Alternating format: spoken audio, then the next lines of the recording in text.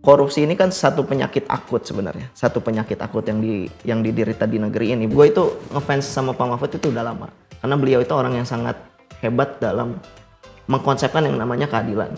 Mindset masyarakat kenapa pengen pinjol, karena dia punya hasrat ingin memiliki yang sangat lebih. Tapi harapan besar gue secara keseluruhan itu adalah penegakan keadilan. Halo Sobat Main TV, ini sekarang kita dari Generasi Pemenang bersama gua Aldi Rizky Agustian yang minggu lalu jadi narsum, sekarang gue jadi host. Nah, agak lain sih, tapi gua hari ini gak sendiri karena gua hari ini bakal berdua sama temen gua dari Generasi Pemenang. Ada Bos Gus Alfian. Halo. Tepuk tangan dulu dong. Nah, ini gua karena jadi host juga baru pertama kali, jadi kalau gua agak grogi-grogi dikit, lu jangan ngeledekin gua ya. Gue aman dong, aman. Oke. Nah, gua nggak mau basa-basi, langsung aja nih. Gus, kita kan nonton debat Cawapres itu langsung dari venue. Iya. Di sini gua nggak akan mau banding-bandingin antar Cawapres, tapi gua bakal nanya sama lu yang konkret-konkret aja tentang Prof Mahfud MD. Nah, pertanyaan pertama gua, gimana rasanya nonton debat langsung di JCC? Itu pengalaman luar biasa sih, karena emang ini pertama kali gua ngeliat debat Cawapres yang langsung gitu kita bertatap muka. Itu sangat luar biasa. Beda suasananya beda, euforianya juga sangat beda. Oke, nah terus gue mau tanya nih, kira-kira mungkin lo pasti habis baca beberapa cerita lah ya, mungkin setelah pasca debat, dari pre-debat sampai pasca debat ini kan kita lihat kalau misalnya Prof Mahfud ini kan ngebahas banyak topik ya. Kemarin topiknya tuh ada tentang ekonomi, APBN, APBD, dia juga bahas beberapa program kerja lah. Dan apa yang udah dia lakukan selama dia jadi Kemenko Polhukam di pemerintahannya Presiden Jokowi. Gimana nih menurut lo, insight yang lo dapet dari yang diutarakan oleh Prof Mahfud selama debat Cawapres? Dari keseluruhan ketika gua melihat debat Cawapres, gua memperhatikan Pak Mahfud, ada satu kesimpulan yang universal sebenarnya, bahwa Pak Mahfud itu adalah orang yang sangat berpengalaman sekali dalam perjalanan tatanan politik. Itu beliau sangat luar biasa, karena tatanan politik ketika berbicara tentang perjalanan tata kelola politik tidak lepas dari yang namanya keadilan dan kemakmuran. Itu beliau itu sangat menonjol sekali, apalagi tagline terakhir yang beliau bilang, yang korupsi ditabrak gitu kan, itu mundur wir gitu. Hai koruptor, kutabrak kau. Hai wir, mundur kau wir. Nah korupsi setabrak. Itu sangat luar biasa sekali, karena korupsi ini kan satu penyakit akut sebenarnya, satu penyakit akut yang diderita di negeri ini. Beliau bisa menabrak penyakit itu. Beliau sangat luar biasa ya menurut gua. Ini tata kelola politik Pak Mahfud itu sangat luar biasa, tentang membuat satu statement yang sangat luar biasa memberantas korupsi itu. Oke, jadi mungkin secara general lu merasa bahwa Pak Mahfud kemarin benar-benar bisa menguasai debatnya dengan baik. Betul, ya berarti. Betul. Nah, gue mau tanya juga nih, kan ada tuh beberapa pertanyaan dari Cawapres lain yang mungkin terkesan menjebak dengan istilah-istilah yang menurut gue tidak lazim untuk diucapkan gitu, yang menurut gue juga agak bingung. Nah, menurut lo ketika Pak Mahfud mencoba menjawab pertanyaan-pertanyaan yang terkesan katanya menjebak itu, apa yang ada di pikiran lo ketika lihat Pak Mahfud kemarin dihadapkan dengan situasi kayak pertanyaan-pertanyaan macam begitu? Ya menurut gue sih beliau menjawab dengan tegas, apalagi beliau basicnya adalah seorang akademisi, seorang yang paham dengan hukum, lalu beliau menjawab dengan perspektif hukum. Itu sangat luar biasa sekali. Dan gue melihat bahwa beliau ini berbicara tentang bahasa-bahasa yang memang, ya menurut gue ini adalah bahasa cinta gitu. bahasa yang mudah dimengerti oleh masyarakat pada umumnya. Bahasa cinta, gue boleh nggak bro? Karena lo bilang bahasa cinta, bisa nggak lo jelasin? Jadi gini, eksplisit ya. apa secara apa ya? Secara jelas gitu. Apa yang lo maksud bahasa cinta versi Pak Mahfud MD? Berbicara tentang keadilan, tentang kemakmuran gitu. Itu menurut salah satu filosof yang namanya Plato. Yang namanya cinta itu pasti tidak lepas dari yang namanya keadilan dan kemakmuran. Lalu ketika dua ini sudah terjalin, maka tercapailah itu yang namanya kebahagiaan. Dan ini Pak, ketika gue melihat tata bahasa Pak Mahfud, itu beliau sangat mengedepankan itu, keadilan dan kemakmuran. Apalagi statement terakhir yang beliau mengucapkan ayat Al-Quran itu, mengutip ayat Al-Quran itu kan pemerataan sosial, pemerataan ekonomi, yaitu namanya keadilan. Semoga niatan baik dan keikhlasan kami mendapat ganjaran ilahi dan tercatat di Lauhil Mahfuz. Selesai. Sehingga ketika keadilan dan kemakmuran ini sudah tercapai, maka terciptalah yang namanya kebahagiaan. Dan itu juga dikutip dalam bukunya Plato yang judulnya itu adalah apa tuh gue lupa. Di situ juga Socrates mengkonsepkan satu negara ideal. Negara ideal itu pertama itu ada rakyat, ada pemerintah, ada penjaga. Penjaga itu maksudnya TNI dan Polri mungkin kalau di sini. Polisi dan tentara. Jadi kalau misalkan ketiga-tiganya ini mempunyai konsep adil, maksud konsep adil ini adalah dia memposisikan diri sebagaimana posisi dia. Rakyat memposisikan dirinya sebagai rakyat, penguasa mengkonsepkan dirinya sebagai penguasa, atau pemerintah mengkonsepkan dirinya sebagai pemerintah, dan penjaga TNI, tentara, polisi itu memposisikan dirinya sebagaimana mestinya. Maka terciptalah di situ keadilan. Oke, mantep banget sih. Jadi ya gue sepertinya ngelihat kalau lo ini benar-benar melihat Pak Mahfud ini benar-benar detail banget kemarin pas debat. Karena gue juga waktu ngeliatin Pak Mahfud memang secara gestur juga dia jawabnya nggak keburu-buru, tapi tetap tegas dan ada isinya gitu. Jadi gue memang secara langsung itu pengalaman pertama gue juga ngelihat Prof Mahfud itu berbicara. Jadi gue ngelihat dan gue juga berasa juga vibes-nya gitu loh. Wow, gini ternyata lihat Prof Mahfud itu bicara langsung gitu ya. Jadi perlu Sobat Main TV ketahui sama teman-teman generasi pemenang, kalau debat cawapres temanya tuh ekonomi kan.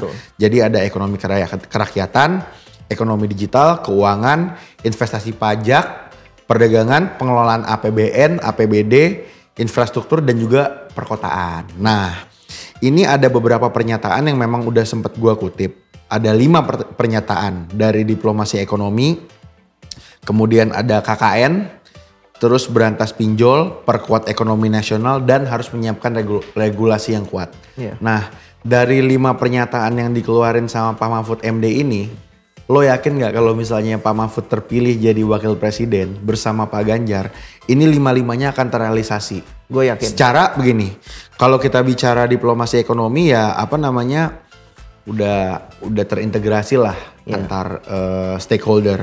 Kemudian kalau KKN ya Pak Mahfud ini banget lah, kalau sama KKN kan dia tegas banget lah pengen memberantas KKN. Nah, mungkin gue pengen tahu pandangan lo tentang pinjol. 3 tahun terakhir ini kan orang kan udah hampir semua orang, bahkan di lingkaran gua pun itu kesangkut pinjol, Pak. Iya kan? Iya. Bener gak? Gue yakin juga pasti di lingkaran lo ada juga dong yang kena pinjol. Nah, gimana kalau menurut lo terkait Pak Mahfud dan pinjol? Karena ini udah ibaratnya udah hampir ya sebagian besar warga negara kita ini sekarang kena pinjol. Karena gaya hidup yang mungkin terlalu hedon gitu. Gimana menurut lo? Nah ini sempat tadi gua singgung ya, konsep ideal negara dalam perspektif seorang Socrates. Yang pertama itu kan tadi rakyat, bagaimana semestinya dia hidup sebagai seorang rakyat. Apa maksudnya? Maksudnya itu adalah dia bisa menekan sebuah hasrat-hasratnya itu. Itu menurut Socrates pada waktu itu di dalam satu bukunya Plato. Lalu penjaga, tentara dan polisi itu bekerja semestinya, pemerintah pun bekerja semestinya, ya dalam artian tidak korupsi, dia melayani rakyat dan lain sebagainya. Nah, fungsi rakyat di sini adalah dia bisa menekan yang namanya hasrat. Nah, berbicara masalah kemerdekaan atau freedom, itu ada freedom to atau freedom from. Kita bebas untuk apa atau bebas dari apa gitu. Nah, seharusnya kita harus memiliki rasa bebas sebagai rakyat ya. Bebas dari tekanan-tekanan hasrat-hasrat ingin memiliki gitu. Karena sekarang ini mindset masyarakat kenapa pengen pinjol, karena dia punya hasrat ingin memiliki yang sangat lebih, tidak sesuai dengan porsinya. Nah, ini makanya Pak Mahfud, saya melihat gue itu ngefans sama Pak Mahfud itu udah lama, karena beliau itu orang yang sangat hebat dalam mengkonsepkan yang namanya keadilan. Mungkin di beberapa lalu juga gue pernah membicarakan tentang konsep keadilan gitu. Nah, Pak Mahfud ini orang yang sangat hebat, yang menurut gue ya, orang yang sangat hebat dalam memproyeksikan apa itu keadilan. Makanya beliau itu sangat tegas sekali dalam memberantas korupsi. Orang yang sangat tegas, itu sangat luar biasa. Jadi lo yakin banget kalau misalnya Pak Mahfud ini terpilih untuk mendampingi Pak Ganjar jadi presiden dan wakil presiden, apa yang sudah diutarakan di debat cawapres ini benar-benar akan dia realisasikan semuanya gitu. Ya, betul. Nah, gue mau nanya lagi nih, ini masih soal Prof Mahfud gitu. Gue pengen tahu sih gitu ya, apa yang lo lihat dari Prof Mahfud sekarang sama yang sebelum-sebelumnya. Jadi kan kita baru benar-benar lihat dia sebagai seorang calon wakil presiden kan. Okay. Nah, otomatis pasti kan ada beberapa hal yang mungkin terlihat mungkin berubah gitu. Secara lo kan bilang katanya lo itu seneng sama Pak Mahfud sudah lama gitu. Kalau gue lihat Pak Mahfud kan memang ya dari waktu dia jadi ketua MK terus dia mau nyalonin wapres terus nggak jadi gitu. Kira-kira ya apa yang berubah gitu, atau apa perbedaan ketika lo lihat Pak Mahfud sebagai seorang Menko Polhukam atau sebagai seorang dulu pernah jadi ketua MK sama dengan Pak Prof Mahfud yang sekarang udah berdiri sebagai seorang calon wakil presiden dan juga dia menyampaikan gagasannya di debat. Menurut gue dalam sisi perbedaan beliau sepertinya lebih leluasa, karena apa yang beliau ingin capai yaitu cawapres itu juga bisa menentukan kebijakan-kebijakan ketika dia nanti setelah menjabat jadi menjadi wapres. Jadi kebijakan-kebijakan yang mungkin tidak bisa dipegang atau diputuskan ketika beliau menjadi Menko Polhukam atau Mahkamah Konstitusi, itu ketika dia jadi cawapres beliau akan lebih leluasa lagi. Dan itu pun Pak Mahfud juga pernah membicarakan itu. Dan ya menurut gua beliau itu setelah menjadi cawapres lebih tegas, orangnya sangat tegas lah dibandingkan dengan yang kemarin. Nah, kemarin kan kita tapi secara konsistensi beliau dalam menegakkan keadilan dari dulu sampai sekarang tidak berubah. Gimana cara Pak Mahfud bicara itu kan memang gimana ya? Gue nggak bilang dia kayak orang yang menggebu-gebu, ngerti nggak? Betul. Jawabnya tuh emang karakternya Pak Mahfud gitu loh. Jadi santai, tegas, dan gue seneng banget pas tiap dia selesai kalimat dia mengucapkan kata selesai gitu. Ketika dia selesai kan maksudnya memang ibaratnya bisa memanfaatkan waktu yang diberikan juga untuk menjawab dengan baik kan gitu. Waktu Bapak Selesai. Gue juga mau nanya sih, mungkin ini terakhir lah dari gue ke lo. Apa harapan lo buat Prof Mahfud nanti kalau dia udah jadi wakil presiden nemenin Pak Ganjar?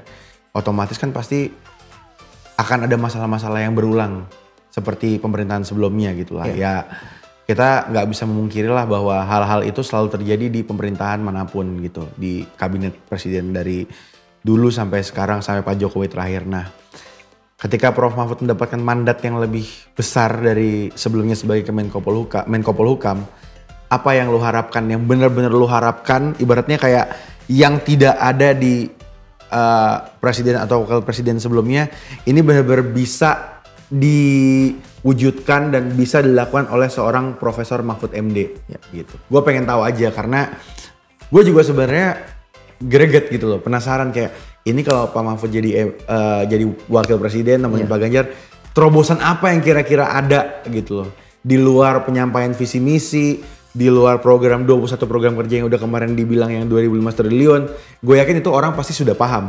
Tapi kalau dari personal lo sebagai seorang anak muda, apa harapan besar lo untuk Prof Mahfud yang kira-kira lo bisa spread ke teman-teman generasi pemenang maupun sobat Main TV supaya mereka tuh lebih bisa, oke, gue bakal pilih Prof Mahfud untuk nemenin Pak Ganjar untuk ngejalanin roda pemerintahan di Indonesia. Gimana Gus? Harapan gue ya, yang pertama itu beliau tidak berubah.